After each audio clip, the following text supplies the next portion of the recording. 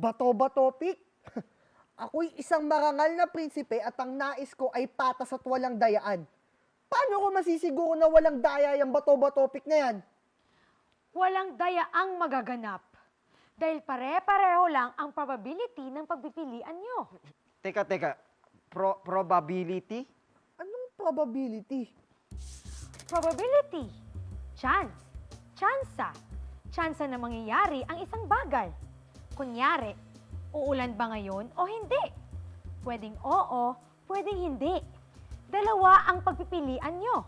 Uulan o hindi. At sa bato-batopik naman, bato man o papel o gunting ang piliin nyo, tatlo lang ang pwedeng mangyari. Manalo, matalo, o sumabla. Lahat ito'y may 1 out of 3 chances na mananalo.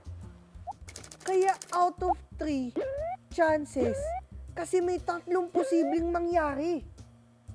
O number of outcomes. Payag na ako sa hamon na bato-bato pick. Bato-bato pick! Tabla! Bato, pick! Ha! Ha! Panalo ako! Panalo ako! Vic, George, Jai, halika yung may papakita ko sa inyo. Ano yun? Basta. Nakikita nyo ba yung 10 itlog na yan? Oo naman. Ano naman ang gagawin mo dyan? Papakita ko sa inyo ang aking bagong magic trick. Ayaw ka lang, ha? Sige nga. Ako bahala, wait lang. 9 na puting itlog at 1 kayumangging itlog. Tatakpan ko ito ng kahon. Kahit nakatakip at di nakatingin, makukuha ko'y kayumangging itlog pa rin. Imposible. Oo nga. Hep. Hindi imposible. Dahil sa 10 itlog na yan, ang isa ay kayumangging itlog. Ibig sabihin, may 1 out of 10 chance akong makuha yung kayumangging itlog. Nagiging imposible lang ang isang bagay kapag may 0 probability ka. Kaya, hindi imposibleng makuha ko yung kayumangging itlog. Okay, fine. Hindi imposible. Pero maliit ang probability. 1 out of 10. Samantalang 9 out of 10 ang probability na puti ang mabunot mo.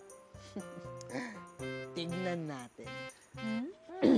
Sige nga. Dapat kayo manggi, ah.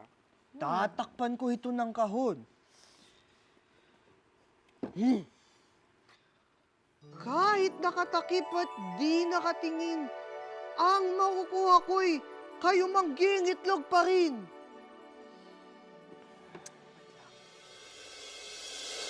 Ha! Uy! Kayo manggi nga. Kayumangging itlog! Galing, ah. Naniniwala na ba kayo sa aking mahika? Patingin nga. Ay, wait! George! Mahika pala. Ay, nako, Iggy boy. Akala ko ba 1 out of 10 ang probability, ha? Oo nga eh.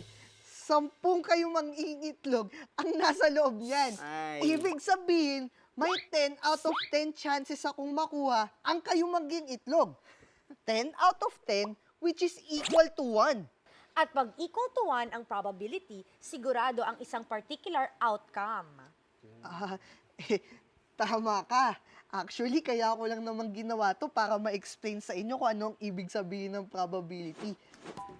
Iba-iba ang levels ng probability. May mataas ang chance, may maliit ang chance, may equal chances. Tingnan nga natin tong probability line. O sige, simulan natin sa 0 probability. Ito ang imposibleng lumabas o mangyari. Parang pagkuha ng 7 sa isang die. Tingnan natin, ha. Walang 7. Imposible. Sunod naman ay yung may chance, pero maliit lang. Parang pagdapat ng araw nitong spinner sa yellow. Maliit ang chance dahil maraming iba't ibang pagpipilian. Diba? Siyempre, ang gusto ko ay yung pantay na pagkakataon. Even chance. Parang sa toss coin.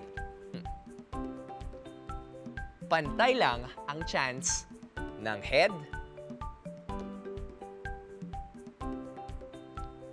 o tail. At dalawa lamang ang pagpipilian.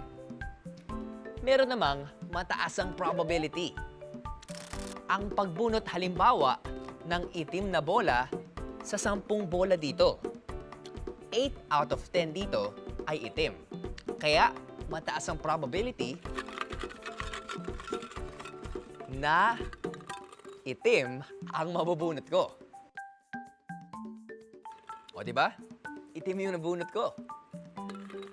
At ang huli, ang pinakasigurado, yung wala kang pagpipilian. O kung meron man, gaano man karami, pare-pareho lang ang pagpipilian mo. Gaya ng pagpili ng berdeng lapis sa kumpol ng berdeng lapis.